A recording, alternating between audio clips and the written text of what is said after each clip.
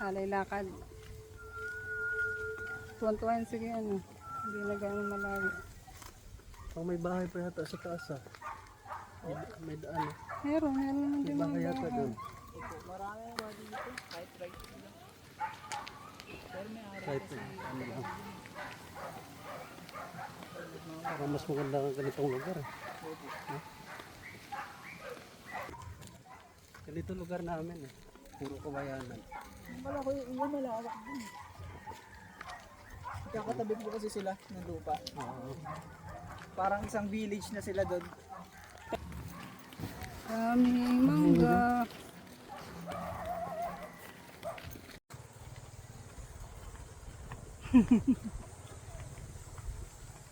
Sarap maglakad.